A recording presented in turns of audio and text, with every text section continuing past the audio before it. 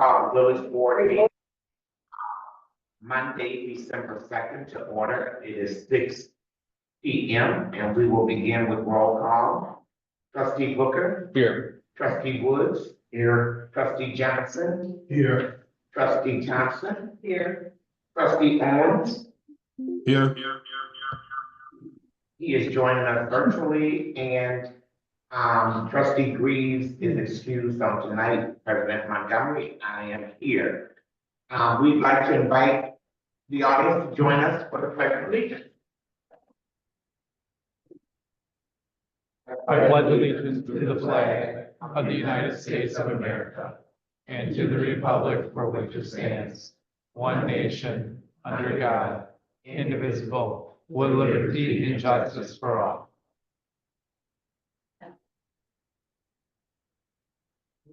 So for those who are in the audience tonight, if you want an agenda to hear those teal colored sheets of paper.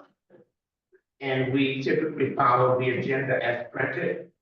And I don't know if anyone wants to speak to any item we have on our agenda. We usually ask that happen in the beginning. So I don't know if anyone that is here tonight wants to speak to any of our agenda items.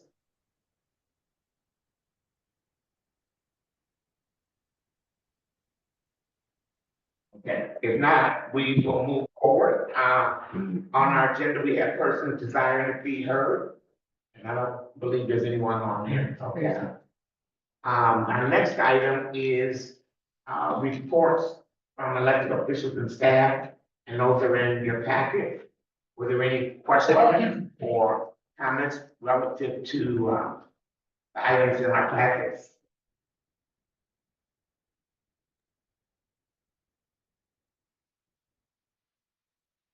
If not,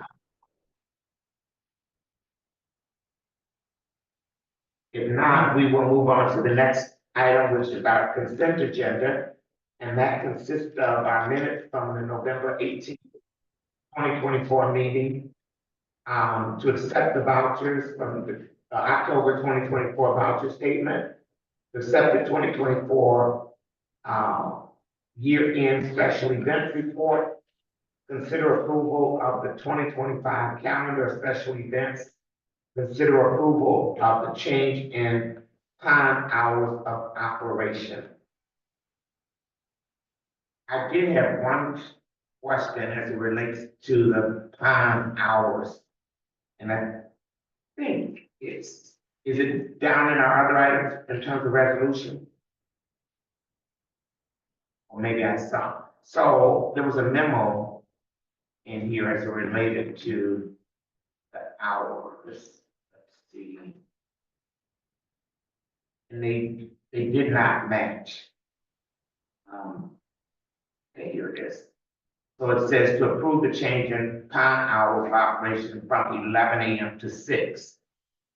But then it talked about at the August 6th meeting, it was discussed and approved the time hours would go from 11 to 5 to 12 to 6. So now and then it spoke to not being open an hour early because of the staffing. Yeah, So good I'm question. confused. Danny, can you clarify that, please? Yeah, that was just a typo. It's supposed to say 12 to 5 or 6, I mean, 12 to 6. So the recommended motion would, instead of 11 a.m., it would be 12 p.m. to 6 p.m.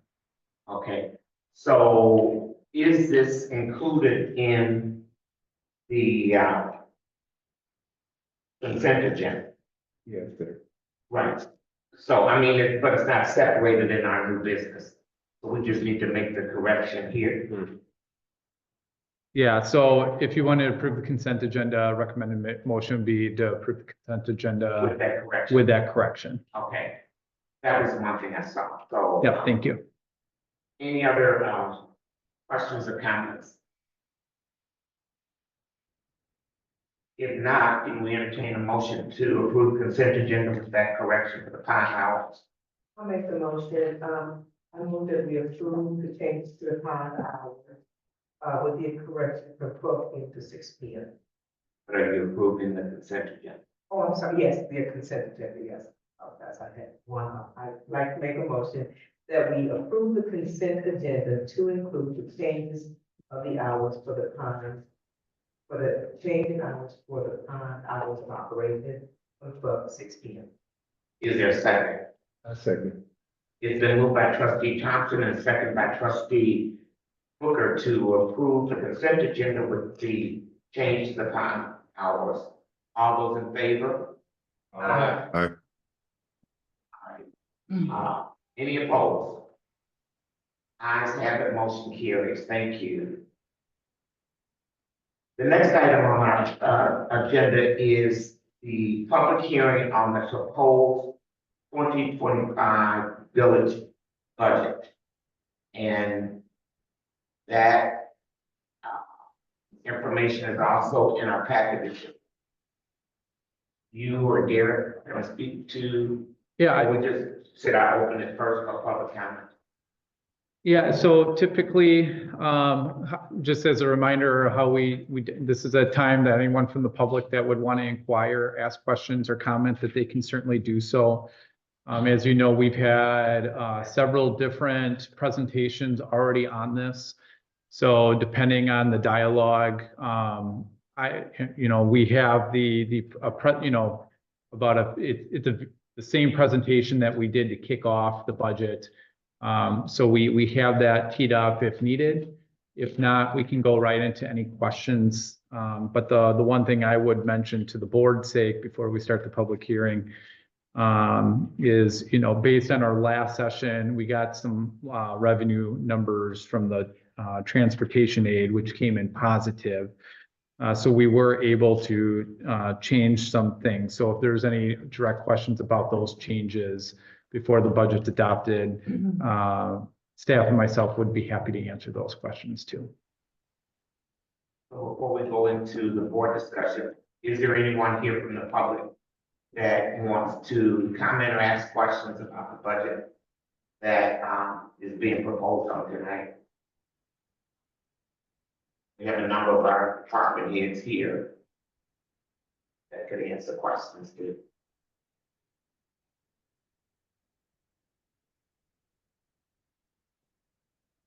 And I know this is a lot of information. A lot of it. This meeting is being recorded.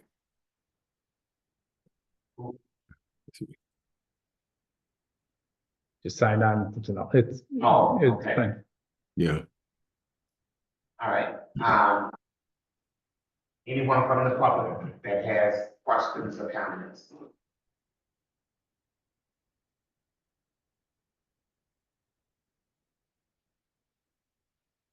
So the third, is there anyone from the public that has comments or questions?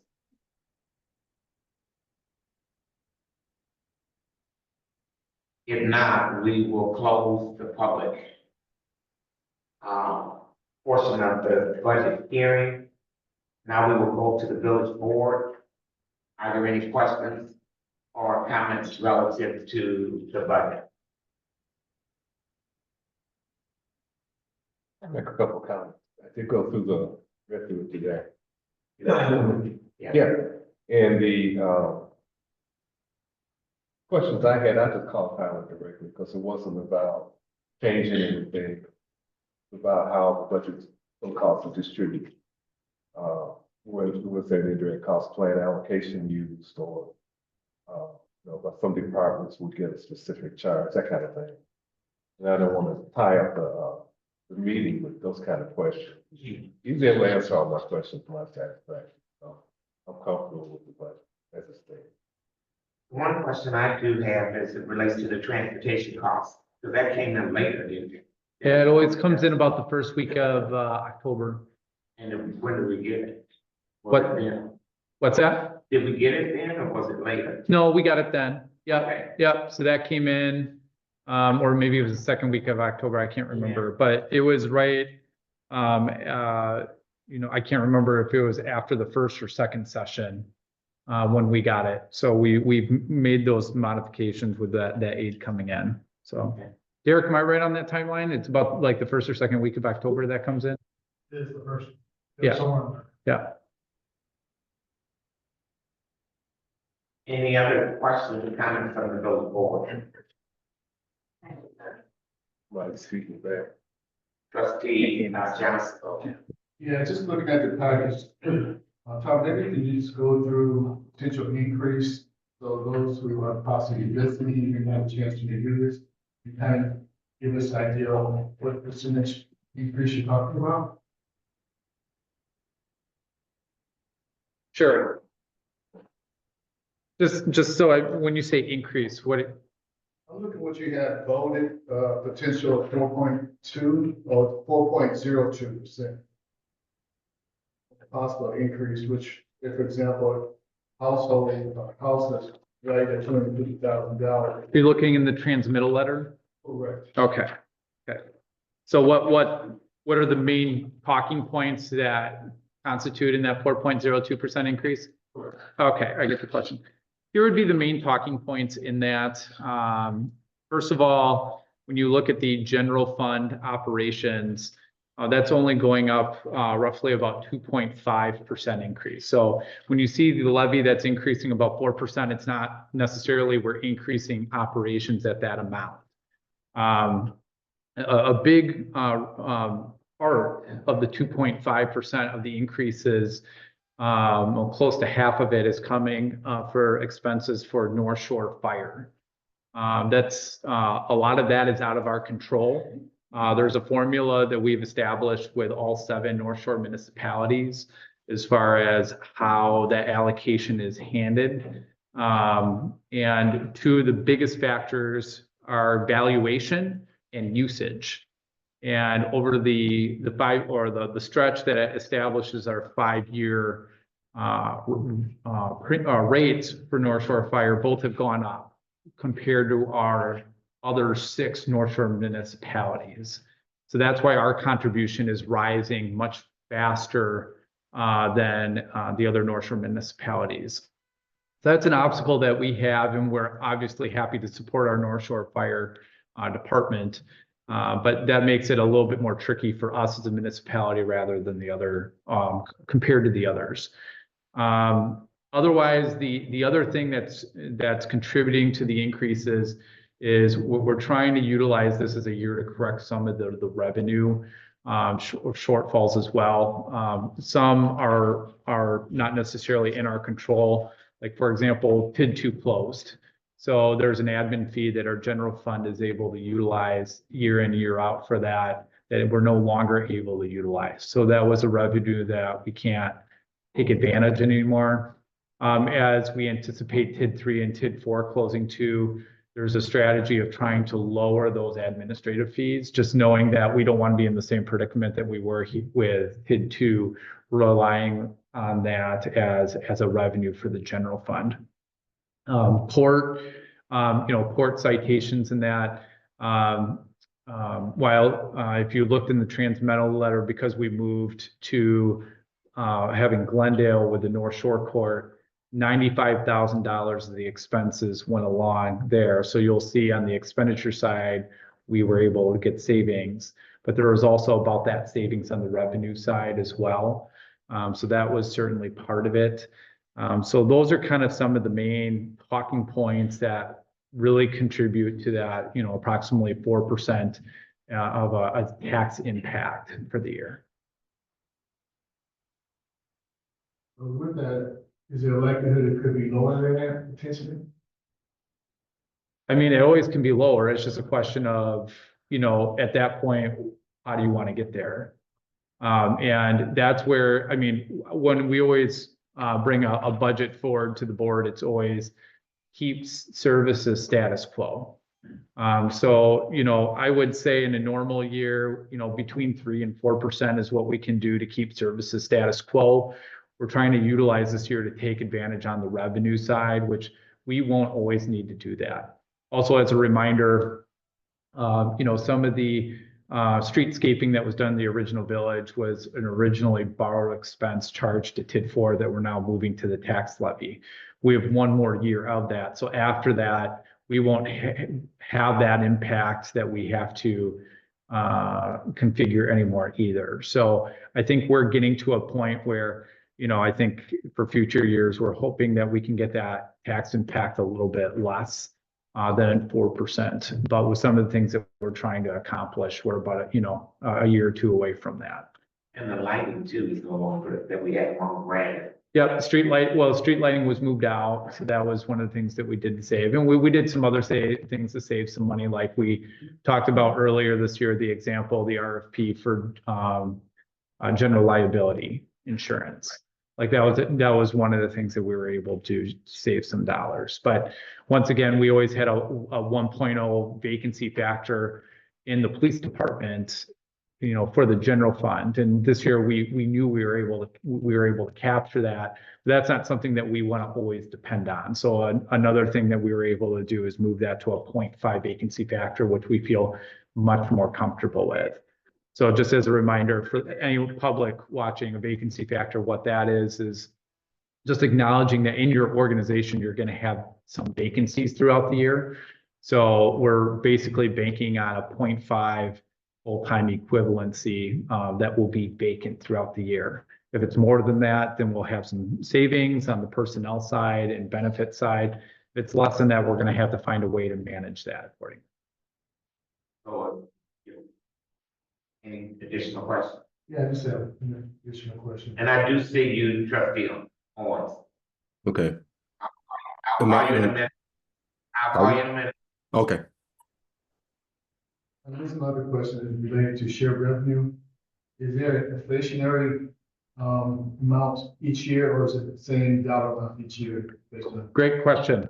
So if I can just give some context for everyone, just as a reminder. So shared revenue about a year ago, the League of Wisconsin Municipalities was successful in lobbying with the legislature to give more state assistance to local municipalities. And one of the things they did was they linked now shared revenue to the state sales tax. So for every dollar collected on state sales tax, 20% of that will go to local municipalities in shared revenue aid. Before they did that legislative update, we had about a 15 to 20 year period, or actually it was probably even greater than 20 years, where states or municipalities weren't really seeing any increase. If anything, it was a slight decrease in shared revenue. So what that was doing, it was shifting the pie where it was more tax burden on the property owners and less on intergovernmental assistance. So that was a really helpful legislative change last year. And this was the first year that, looking at state on the shared revenue program, there was about a 2.3% increase in our shared revenue because of that change. That was typically, we would never see an increase. So that was very helpful. Now, we don't know if we can always bank on that in the future because it's tied to sales tax dollars collected. But I think over the last 2 decades, there was only 1 year there was a decline in sales tax. So that's something that we can always typically count on as a slight decrease or a slight increase in. Thank you. Trustee Owens. Okay, in regards to property tax payments, I saw in the agenda that you're going to allow it to be paid by credit card. And my question is there a fee if you use your credit card? There is, yes. I believe it's 2.55% right now. Okay. Yeah, the reason why I was asking that is because when we pay our water bills by credit card, there's no fee. So I didn't know if that was transferring over to that or not, but okay, thank you. I did that on purpose to encourage people to pay their water bills online. And we can more easily absorb that through a rate increase than. Okay, then the taxes. Okay, thank you. Other questions?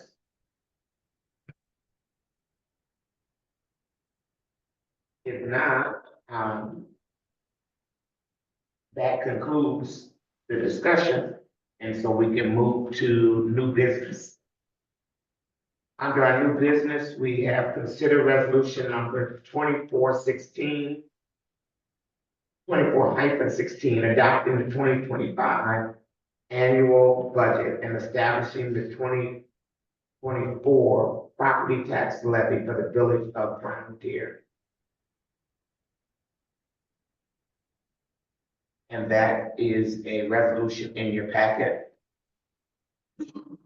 So it just solidifies basically what was just discussed as it relates to budget.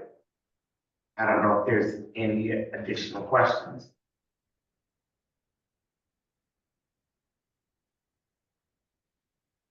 If not, we do need a motion to adopt 2025 annual budget and establish a 2024 property tax levy for the village of Brown Deer. I'll make the motion. I move to approve resolution number 24-16, the adopting the 2025 annual budget and establishing the 2024 property tax levy for the village of Brown. Is there a second? Second. It's been moved by trustee Woods and second by trustee Booker to adopt resolution 24-16, adopting the 2025 annual budget and establishing the 2024 property tax levy. Because it is a resolution, we do need a roll call vote. I will start with you, trustee Owens, Aye. trustee Booker, Aye. trustee Woods, Aye. trustee Johnson, Aye. trustee Thompson, Aye. President Montgomery. The resolution has been adopted. Next item, consider resolution number 24-17, assessing 2025 service charges for recycling and yard waste collection on residential units. No change in fee. How'd you do that? Still under contract with our EFL, approve 2025. And then we'll reevaluate, see what we're gonna do at the end of 2025. Okay, any questions? If not, we need a motion to adopt resolution 24-17.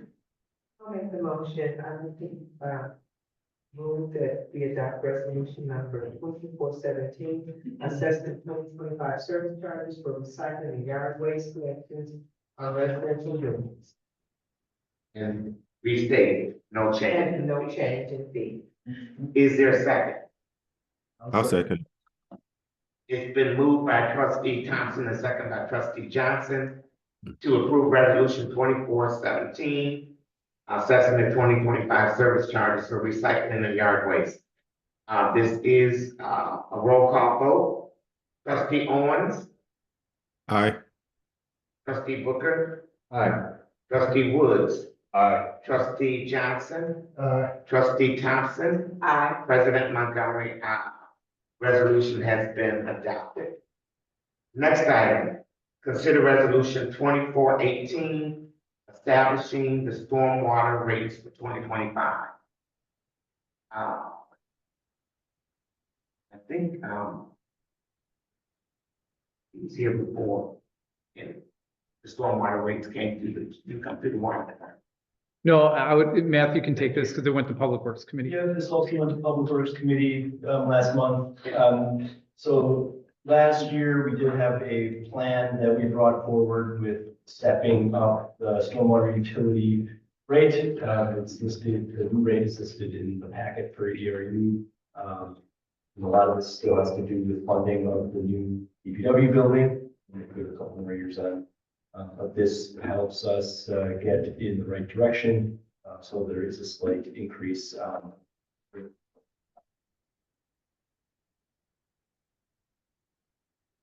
Okay, any questions for Matthew? I would just add, as a reminder, we went about a decade with no increases. So, I think just, and if you compare this to, your property tax bill, this is very much smaller. So when any rate or rate increase, percentage increase, the actual dollars is nowhere near what a property tax bill would be, but I think it's just letting people know that over the last decade or so, what the average increase would be. It's just that, you know, we probably should have been a little bit more proactive at getting these chargers in to help pay for that part of the DPW complex. So that would just be a general talking point we would encourage for residents. And I think we're at a point now too, where we'll be alternating years of storm and Yes. sanitary. Yes. And do we know, I see in the memo, speaks to the Bradley Road project. The coordination with the city of Milwaukee. Right now, so we have this in, and I think this was a year ago when we set up that conference call with Kevin, their city engineer. So right now, this is still in as a 2027 project, but the box culvert, we're looking at replacing the year prior, ahead of the Sherman Road project. Sherman Road will go first with the county, and then after that, we'll deal with the city.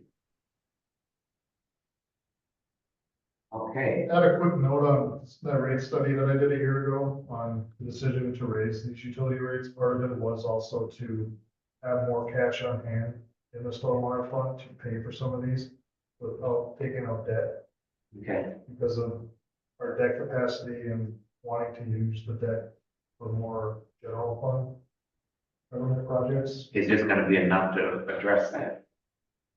It should be. I think the plan had last year, this year, next year. Okay. And then after that, we should be fine going forward.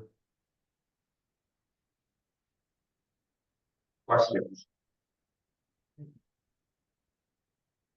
I think I'd like to just, see if we can not do this for long periods of time. Every, whatever it takes 2 to 3 years, we should be looking at it so we don't. I mean, granted, the number may not be all that large, but when you see, say, 18%, 18% is still 18%. Right. No, I agree with you, Jeff. Yeah, I think taking a closer look at this, to Tyler's point, you know, rather than a decade go by, you know, at this every. And the other point too is we're only doing this because that, what was it, 30% that was allocated to the cost of DPW, the DPW building. So once that's paid off, I think that's where we can do another assessment to determine. I know it's really rare for a municipality to consider decreasing their rates, but because we're talking about a very large one-time project, that's where I think we can reevaluate and definitely do that as well. I think all that's in play. And do you have the, how old is the DPW building? DPW is now 5.5 years old, believe it or not. Yeah, we moved in August of 2019. Okay. And how many years was it projected to? It's probably a 30-year borrow. Those costs have gone up significantly since we built that. It would be, Well, yeah. it would be more than twice that. Right, if we were starting that project now, exactly.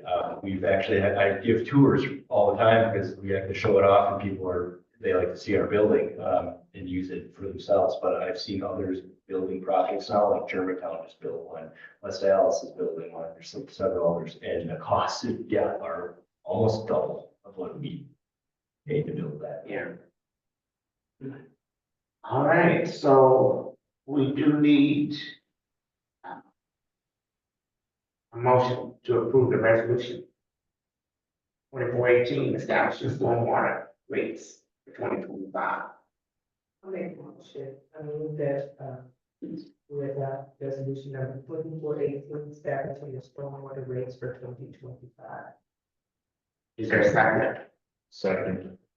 It's been moved by trustee Thompson and seconded by trustee Woods to approve resolution 2418. We will do a roll call vote. Trustee Owens, Aye. trustee Booker, Aye. trustee Woods, Aye. trustee Johnson, Aye. trustee Thompson, President Montgomery. The resolution 2418 has been Let's do. Next item, D, consider resolution 2419 establishing sanitary sewer rates 2025, no change in fees. Any questions or comments? And this is another Matthew item. No change in fees, is there? No change in fees. Yeah, we did this last year. Again, the last year increase was also related to our building, but, we're in a good spot. So no change in fees this year. Any questions? Comments? If not, we do need a motion to adopt this resolution 2419. I'll make the motion. I move we adopt resolution 24-19, establishing sanitary sewer rates for 2025 with no change in fees. Is there a second? I second. Been moved by trustee Woods and second by trustee Booker to approve or to adopt resolution 2419. We will do a roll call vote. Trustee Owens, Aye. trustee Booker, Aye. trustee Woods, Aye. trustee Johnson, trustee Thompson, Aye. President Montgomery. Resolution 2419 has been adopted. Before we get into all of the street lighting things, Yeah, this is where if, after Matthew gives a, his brief summary, if the board wanted to do F through K yeah. as one motion, that would be, yep, that would be allowed. Not F. E. E through Sorry, K. E, E through Okay. K. All right. So. Matthew. This is year 2 of our, addition of lighting district number 7. The Bradley area churn. Everything seems to be going just fine. Our energy costs are still down because all of our lights in the village have been converted to LED. So it's a good thing, and we had minimal repairs, generally speaking. And so, the one benefit of moving those costs though out of the general fund is now, lighting district number 7 pays for any maintenance on light poles. Seems to be going well. I do have a question, as it relates to somebody had an accident, a light bulb, and whose cost is that? So we attempt to go after, this would be like a property damage, incident.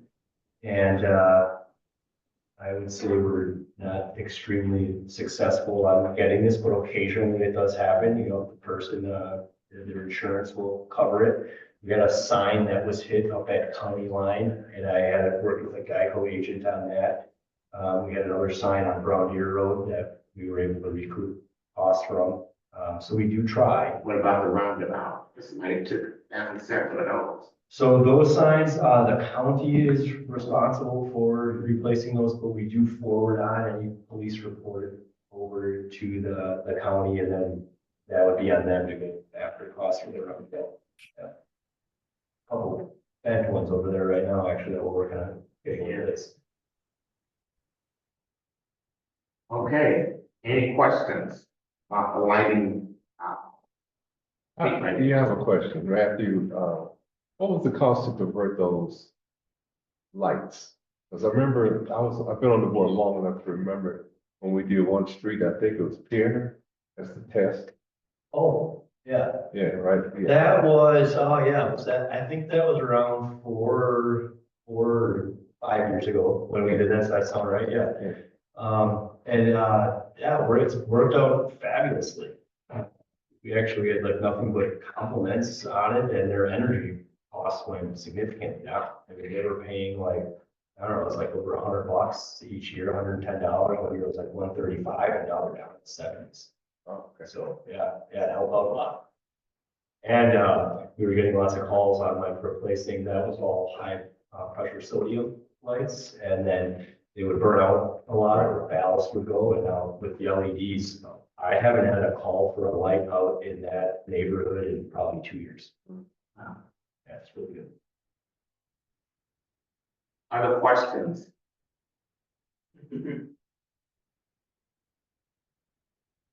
If not, we have 1, 2, 3, 4, 5, 6, 7 different resolutions. The motion, I believe, and Attorney Beard can let me know, should include each one of those numbers. Or just Or you the could- alphabets. Sure, there we go. Or you could reference that and then, I'm sure that the clerk would include it in the minutes, that way, right? So you could just reference passing items E through Okay. K on, Roman numeral 7 under new business. And, we'll just reflect it as that way in the minutes, right? Is that okay? All right, so do we have a motion? I'll make the motion. I move that we adopt resolutions under item 7 under new business, E through K. No, okay. Those resolutions, adopt those resolutions, E through K. Is there a second? I'll second. Yeah, already did. All in favor? It's been moved by trustee Thompson and seconded by trustee Johnson to approve, under new business, Roman numeral 7, items E through K. And we will do a roll call vote. Trustee Owens, Aye.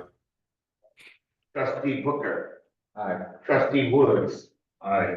trustee Johnson, trustee Thompson, President Montgomery. The resolutions have been adopted. Item number L, consider resolution 2415, establishing the schedule of fees for the village of Brown Deer. And I believe in the packet, those things that were changed are highlighted in red. So if there are questions about any of those changes, and some are new because they're new, we don't add, Tyler, that anything is new. Like these, the skate rink, because that hasn't been in before.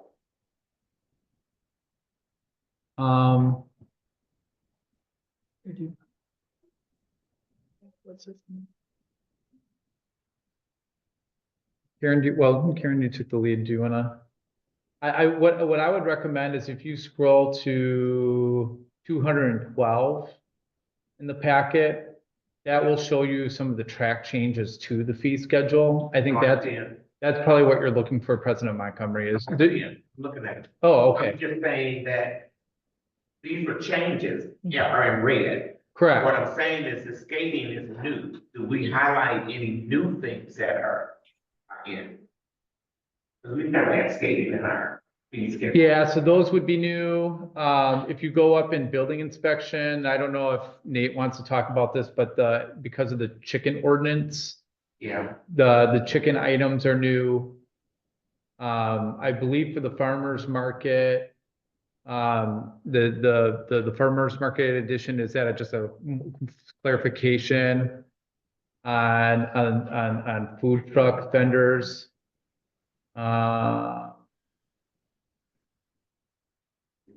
Otherwise, I think everything, like, I see it. everything else for building inspection are just changes. Nothing's new. Is that correct, Nate? Yeah. Correct. So we established that the permit is, okay, for the chickens is $100. Yes, And that has to be paid, annually, right? So is it annual from your date or it's January? January 1, calendar So if year. you start in June, you'll get a new, but the renewal will be $50. Correct. Any questions? I just, Trustee, Owens? Yeah, I just had a question on the, like your, liquor license. It's like $500, I think. And I, if I'm not mistaken, I thought that the lady that came and opened up the new, uh, restaurant over on Green Bay Road, I thought I saw $10,000 for license. I don't know, maybe I'm mistaken on that. No. That's a reserve license. And that's Okay, mandated by state law. okay. So, It's different types, pardon? different types.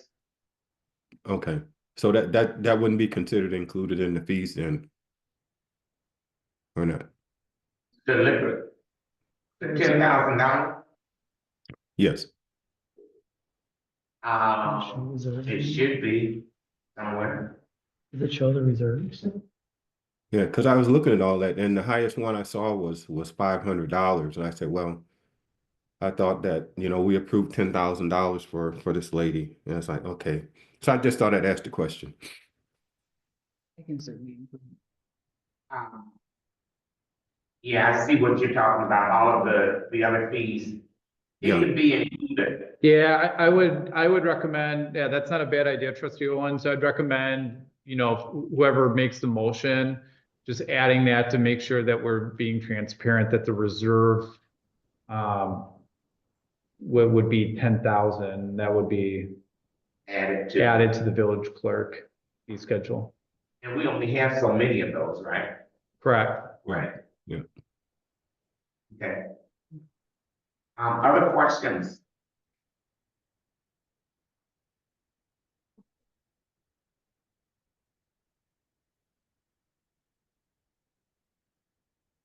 If not, we need a motion to approve the schedule of fees with that addition.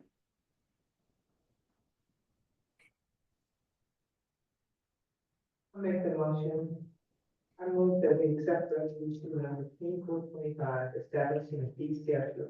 2415. 2415, establishing, a schedule of fees for the village of Brownview to include the reserve liquor license of $10,000. Is there a second? I'll second.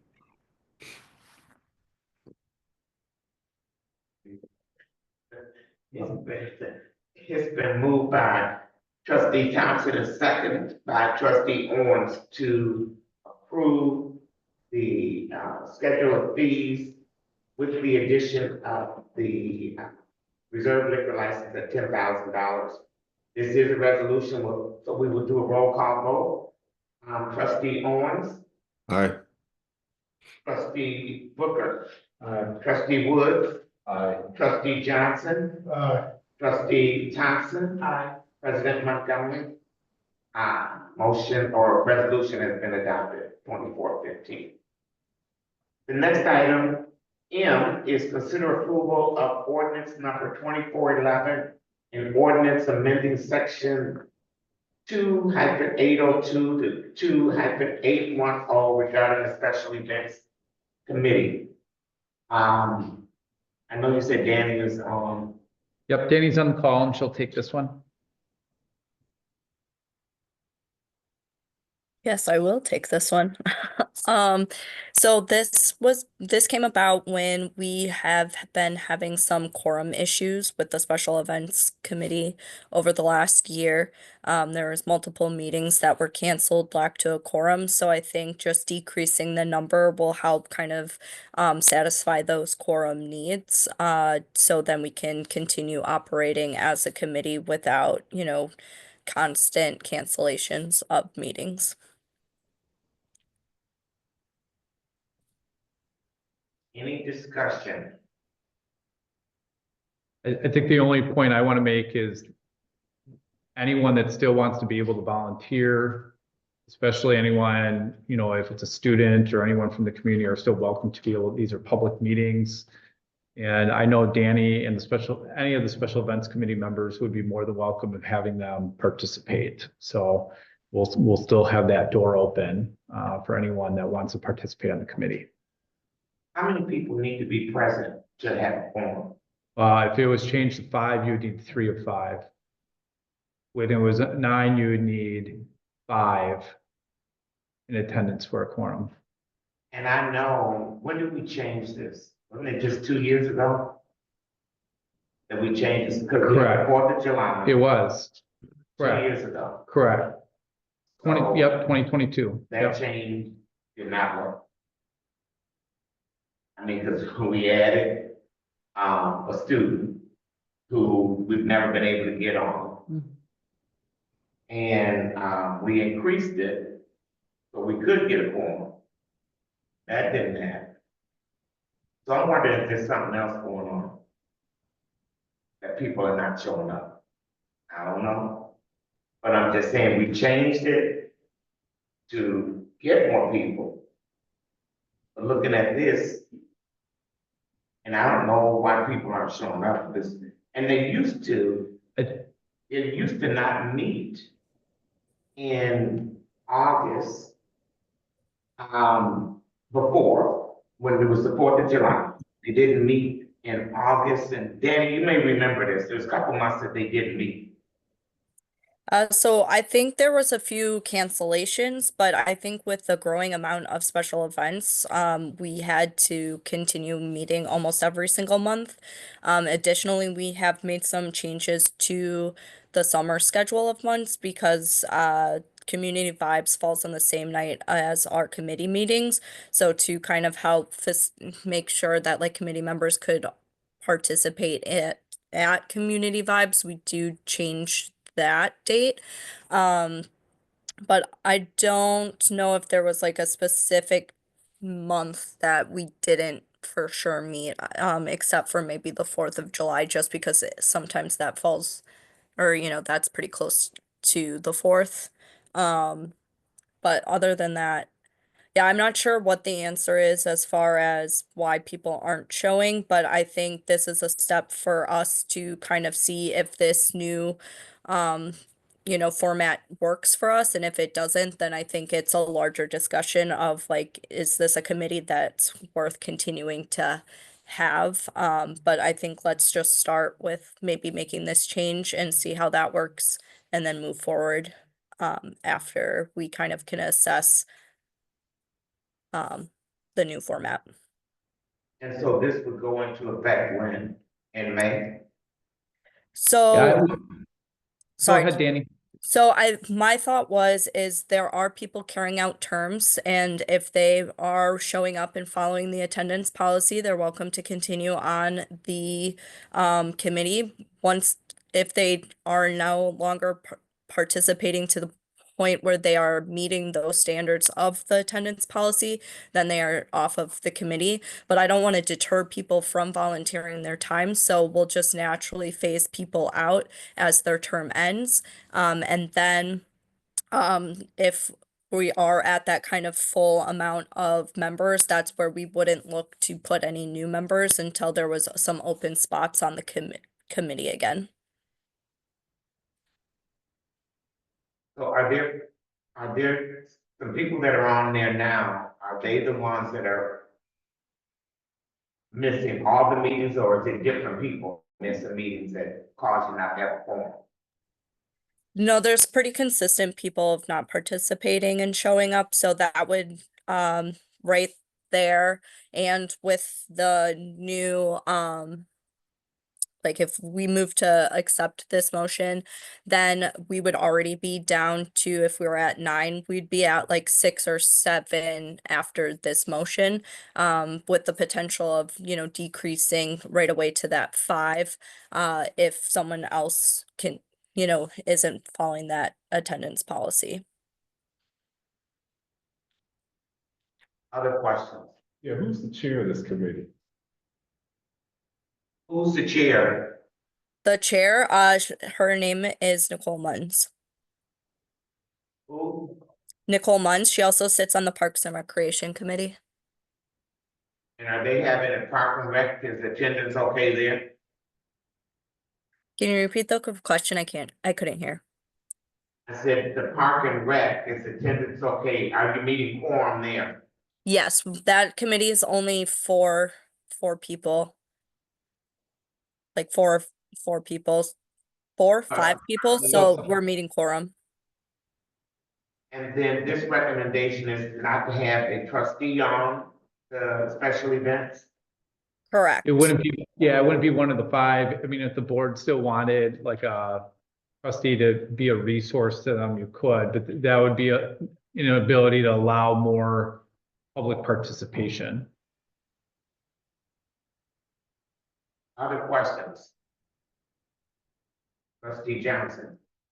Looking at the number 5, was that number selected for some reason, just because you figure you can get 5 people, or 4 people, or 3 people at a meeting consistently? Yeah, I think we typically see about 3 to 4 people actually show up for attendance wise, so that was kind of the number we fell on. 5, because then that gives us some wiggle room if some of those people couldn't attend. But 3 people would not really, I don't think, represent a whole community for a special event. You'd have to be pulling in a lot of volunteers.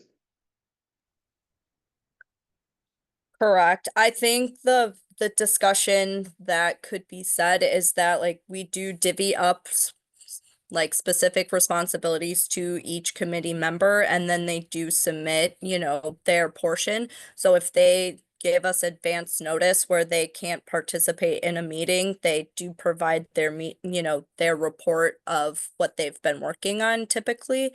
And I think this is where, maybe there's something that we can develop or coordinate where people are providing feedback on special events, or some type of, process where people are still, providing that feedback. Because I think sometimes what we've seen, especially with this committee, if there's a lot of cooks in the kitchen, it actually leads to more miscommunication, and it actually decreases the level of collaboration. It's just some of the negative things that we've seen with a committee of that size as well.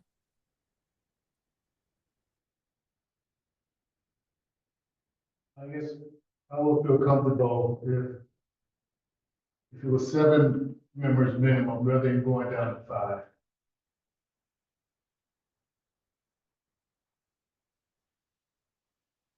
Any other discussion? And I'm concerned because this committee has been before me multiple times. For different configurations, it was, especially Vince had trouble years ago with getting people participated. And the 4th of July, and then it was basically combined. And so you still have the same issue, so I think there's something bigger going on. I don't know what it is, because all I'm presented with is this. And I think if you go down to 5 and you got 3 people showing up for a meeting, that's not reflective of what you really need from the village. I mean, I just don't see it, not for a special event committee that handles 4th of July, that handles the 5. I think you set yourself up for failure. That's, and without elected representation, I'd like to see something more than what we have here, to find out what, maybe polling the people, why aren't you coming? And maybe, I don't know if Danny has done that, but specifically reach out to the folks and find out, because they accepted, a lot of them volunteered to be on this committee. They volunteered. So what is it that now, because they got all the information up front, to say, why, what is it? Why aren't you coming? Is it too much? Are the meetings at a bad time? I don't know.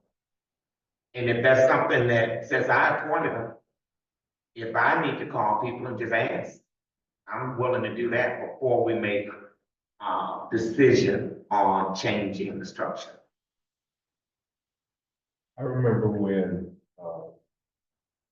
first came on the board, there was a number of committees that had public meeting quorum. Oh, yeah. Finance is one.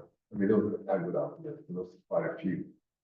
And I think some of this comes down to leadership.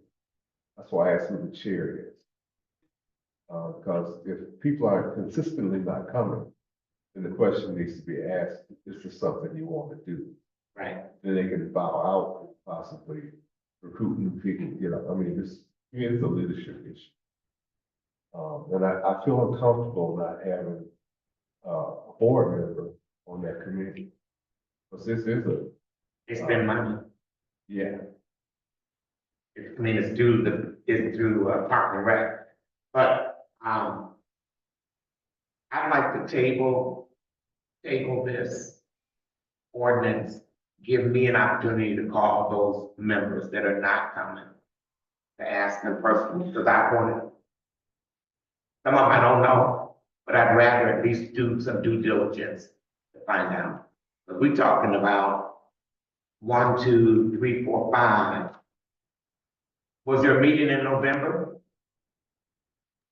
Yes. Yes, there was. So they did meet in November. Yes. So. That was, part of the recommendation came from Special Events Committee where they discussed this. Okay, so the people that would be cut, how many people came to the meeting in November? All of them except for, I believe, 2. 5. 7 of the 9. So 7 came to that meeting, Correct. yeah. And the committee agreed that they should cut down to 5. Everybody was in favor of moving forward with this plan, yes. What did she say? Yeah, so all 7 who were in attendance agreed. Trustee Thompson, were you at that? Because she's the liaison. Were you at that meeting?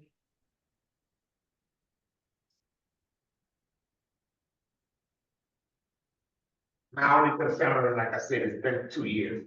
And really, it hasn't been 2 years, that this whole last year, they haven't really been meeting. But the events have gone on, so they've gone on with volunteers and staff.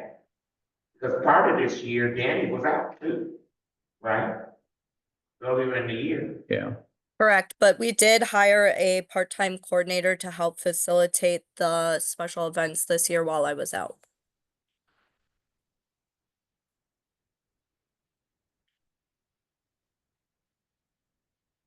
So there is a recommendation. I suggested tabling it. But I'm not gonna make a motion at this point. I will see if there's anyone that wants to make. I know trustee Johnson said to leave it at 7. Trustee Booker said you want a trustee on it. Or you prefer. I'd make the motion to table this for now, to bring this back at a future time when some of these issues can be sorted out and discussions had with existing members to see if they even want to participate. It might just be, we need new members that want to come. So, is that the motion? I'll second. It's been moved to table this item until you haven't given it a date until further notice, till we get this attorney there. Well, I was just gonna make a humble suggestion, which might be if you wanna send it back to staff, for further work and follow up with the members and things like that, you may wanna just move to defer it, and then they can bring it back after they complete the tasks that you give them, as opposed to tabling, because in the very technical sense, under Robert's Rules of Order, there has to be a separate motion to bring it off the table and then put it back on if there's not an original return date and that baked into the original motion. It's just less procedural rigmarole if you defer it and then they can bring it back. So friendly, will you, Yeah, I'll withdraw my motion. all right, so do you want Yeah, we table this, send it back to staff. to defer, not table? Yeah. And send it back to staff. And have them bring it back in here, prepared to respond to the issues that were defined in conversation. Second. All right. Item number. Yeah. Approval of Or L. Still need a vote. ordinance. L. You gotta vote, It's been moved by Okay. trustee, Booker and second by trustee Johnson to defer item number M, consider approval of ordinance 2419. Give staff an opportunity to respond to some of the questions that have been asked and, bring back to the board. Is all those in favor? Aye. Any opposed? Ayes have it, motion carries. Thank you. Item, and our agenda goes to the backside. Item number N, consider approval of dollarization. I don't even get me started with this. Okay, here, agreement with BMO Bank. I saw that. Can you explain? Sure, so basically, when we switched banks, they didn't think, they thought it was so stupid to have a collateralization agreement that they didn't include it. And I guess I just missed that we didn't have it. So the risk is very, very low, the BMO would go bankrupt. But I would say the overwhelming majority of governments have something in place just to, like, if the bank does go bankrupt, there's collateral up there for us to recoup our losses. And it's really hard to give you an exact number because these banking statements are like 12, 50 pages of all sorts of costs. But what the number they gave me was they would reduce our earnings credit by 1.5%. Which, and give a range to the board as far I as, put in there, it might cost us actual money, maybe 2,000 a year To have this agreement, to have this agreement. that's not something that's covered by insurance. It is, but during it, so FDIC insures up to 250,000 a year for a demand account and another 250,000 a year for deposit account. So then the state has an additional 400,000. So it would be like if our property taxes, I mean, if we have 5 million at one point, it could be 250 plus 400, it would be like over 400 million be uninsured. Okay. Questions?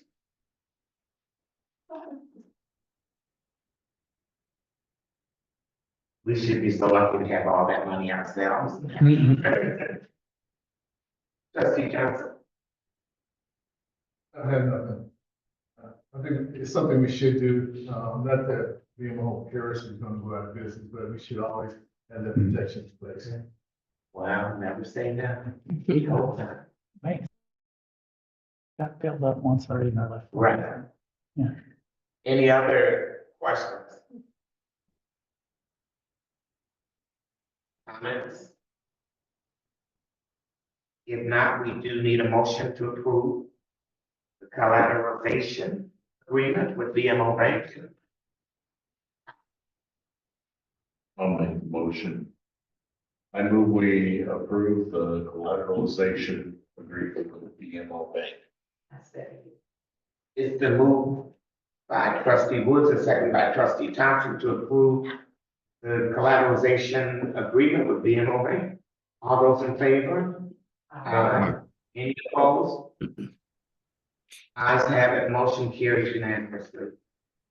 The next item on our agenda is resolution number 24-27, supporting the village's application for a Vibrant Spaces grant to the Wisconsin Economic Development Corporation for 10 Mile Park improvements. And that grant application is in the amount of what time? 50,000. That's what I thought. Yeah, so I can take this one. Oh, So yes, yes. last year, I attended a virtual webinar on this. It was the first year that they tried the program. We didn't have a shovel-ready project lined up, so the timing wasn't right. Thanks to trustee Johnson, he sent a reminder on this to me, which I appreciated. And this year we do have a shovel-ready project in 10 Mile Park.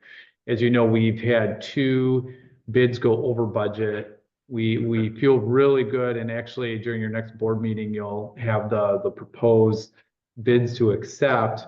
But for just insurance, a 50,000 grant would not hurt on this project, and help with some of the amenities included. That application is due next Monday on the 9th. So we plan on submitting, and one of the requirements is having a resolution. So just need the board support on this grant so we can submit the application. We should find out, I think it's February to March, somewhere in there that we find out. And I know you were seeking letters of support. Yes. Did you get? Yeah, we got multiple letters of support from Larry's Market, the school district, the YMCA, F Street. I know Brian Kennedy was also thinking about one. I don't know if he said send it to me late tonight or not, but yeah, we have very good letters of support on this. All right, questions? Trustee Johnson. Yeah, I have more of a comment. I'm glad to see that you were in five with undisclosed one out that we got awarded last year. And it's been helpful. I mean, we had to spend 100,000, we got 50,000 back. So I think it's worthwhile. What was your project? It was called the Beerline Plaza, like, Hogan Townsend, you know. Okay. Trustee Johnson, are you saying that we're going to be competing against each other this year? Oh, no, they wouldn't let us come back. Okay. I tried to- Oh, good. Give it to one municipality at a time. So Good. city one is not eligible. Okay. Really? I took the one. That's- Did they know? When we applied this time, I said, no, you can't apply. But I mean, did the city know you were applying? Uh, Right? Well, the city approved us. Oh, okay, We were, one of 5 applicants. okay. That's really interesting. Really. Other questions? But it's still competitive, right? Right. Yeah, Mhm. because they get them all over the state. Yeah, and I looked at the scoring rubric. I think we can score really well with the 10-mile park project. It speaks really well to the scoring rubric. So Yeah. I'm optimistic. And the question I had, I've been on Oak Leaf Trail. I don't know anywhere along that trail that you can actually stop, Nope. go to the It's bathroom. one of the beauties of the proposed project. Yeah. So, Yeah, okay. So we do need a motion to adopt this resolution. Okay. I move that we adopt the resolution 24-27 supporting the village application for the Biden Space Grant to the Wisconsin Economic Development Corporation for the Mile Park Improvement Project. Is there a second? Yeah, second. It's been moved by trustee Johnson and second by trustee Booker to approve resolution 24-17, supporting the village's application for Biden Space Grant to WEDC for the 10-mile park improvements. We will do a roll call vote. Trustee Owens, Aye. trustee Booker, Aye. trustee Woods, Aye. trustee Johnson, Aye. trustee Thompson. Aye. President Montgomery. Aye. The resolution is adopted. The next item on our agenda is I move adjournment at 7:09 p.m. thanks, everyone. Thank you. Good night, And everybody. thank you all for staying.